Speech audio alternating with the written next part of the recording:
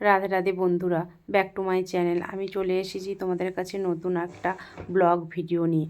আমরা সবাই দেখেছি যে চিন্ময় কৃষ্ণ দাসকে জেলবন্দি করার ফলে ভারতের এবং বাংলাদেশের জনগণেরা রেগে গিয়ে আলোড়ন সৃষ্টি করেছে। তো তারপরে দেখুন আপনারা এই ভিডিওটিতে। তো অবশ্যই তোমরা খুব বেশি করে এটা শেয়ার করো, কমেন্ট করো, যাতে সবার মুখে মুখে চলে যায় এই জিনিসটা এবং সবাই যেন এইভাবেই আন্দোলন চালিয়ে যেতে পারে। আমরা অবশ্যই শুনে নেব যে তিনি নিজের মুখে কি বলছেন। তিনি কথাটা অবশ্যই আমরা একবার শুনে নিই। সহাবস্থান নষ্ট হয়, আমরা এরকম কিছু করবো না। রাষ্ট্র এবং সরকারের বিরুদ্ধে নয়। 5ই অগস্টের অভ্যুত্থানের যে নির্মাণের আশা করা হয়েছে, আমরা সনাতনীরা তার অংশীদার। সুতরাং রাষ্ট্র স্থিতিশীল হয় এবং শান্তিপূর্ণ সহাবস্থান নষ্ট হয়, আমরা এরকম কিছু করবো না।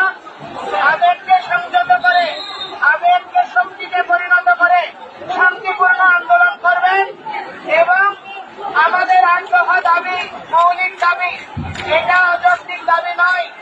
এটা পরিপূরণ না হওয়া পর্যন্ত আপনারা আন্দোলন চালাবেন, কিন্তু দয়া করে রাষ্ট্রের স্থিতিশীলতা এবং পরস্পরের সৌহার্দ্যপূর্ণ অবস্থান এটাকে গুরুত্ব প্রদান করবেন।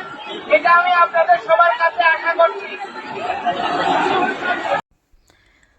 আমরা অবশ্যই উনি কি বলতে চাইলেন সেটা সবাই শুনলাম এবং উনি দেখুন ইঙ্গিতে বুঝিয়ে দিচ্ছেন যে আমরা যেন এই আন্দোলনটা চালিয়ে রাখি, যেন না পিছু পা হই। আমরা একত্রিত হয়ে এই আন্দোলনটা চালিয়ে যেতে পারি এবং এটাই উনি চাইছেন, মুঠ্ঠিভর একসাথে থাকতে বলছে। এবং আসুন আমরা এই ভিডিওটাকে খুব বেশি করে শেয়ার করি এবং আমরা সবার সামনে এই ভিডিওটা তুলে ধরি। সবাই হয়তো জানে না এখনও এই জিনিসটা বা জেনে ওঠে না। তো আমরা সবাই চাই যে এইটার একটা জাস্টিস হোক। দেখুন কেমন সবাই একত্রিত হয়ে এটা জাস্টিস চাইছে। আমরা চাই যে সবাই এর মধ্যে জাস্টিস পাক। তোমরা একত্রিত হও আর এটাকে ভীষণ করে শেয়ার করুন। আর আমার বেশি কিছু বলার রইল না। Thank you.